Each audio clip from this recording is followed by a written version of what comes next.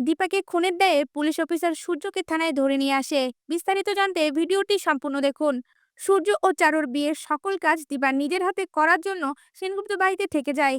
কারণ দীপা এই সুযোগটাকে কাজে লাগিয়ে সূর্যের সকল স্মৃতি মনে করানোর চেষ্টা করবে। এদিকে কুন্তলা সেনগুপ্ত বাড়িতে এসে যখন জানতে পারে দীপা চারু এবং সূর্যের বিয়ের সকল আয়োজন করবে, তখনই কুন্তলা অনেক রেগে যায়। কুন্তলা ছদ্মবেশী রুডির কাছে গিয়ে বলে ওঠে, যেভাবে হোক চারু এবং সূর্যের বিয়ের আগে দীপাকে চিরতরে এই দুনিয়া থেকে সরিয়ে দিতে হবে। আর সেটা করবে ডক্টর সূর্য সেনগুপ্ত। এই কথা শুনে রুডি সঙ্গে সঙ্গে প্রশ্ন করে বলে ওঠে, মাম এটা কি করে হবে? কুন্তলা তখন রুডিকে বলে ওঠে, দেখ আমি কিভাবে করি।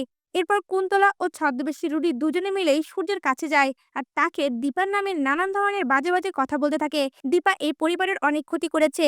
এই বিষয়গুলো জানার পরে সূর্য দীপার উপর অনেক রেগে যায়। সঙ্গে সঙ্গে কুন্তলা একটা বন্দুক বের করে সূর্যের হাতে তুলে দেয় আর বলে ওঠে, দীপাকে চিরতরে শেষ করে দিন ডক্টর সেনগুপ্ত।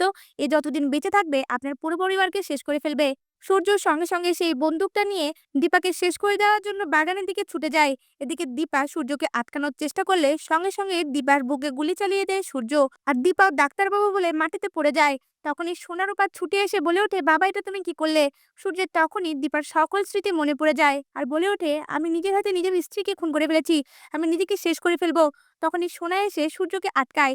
এদিকে কুন্তলা পুলিশ নিয়ে সেই সময় সেখানে হাজির হয় আর সূর্যকে পুলিশের হাতে তুলে দেয়। এদিকে সোনা তখন বুঝতে পারে এই সকল কিছু কুন্তলার চাল।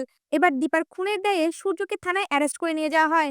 এদিকে রূপা সঙ্গে সঙ্গে তার মাকে কৃষ্ণের সঙ্গে হসপিটালে নিয়ে যায়। তা ভিউয়ার্স, দীপা কি মৃত্যুর মুখ থেকে সূর্যের জীবনে আবারও ফিরে আসবে? আপনাদের কি মনে হয়? আপনাদের মতামত আমাদের কমেন্টে জানান। ধন্যবাদ।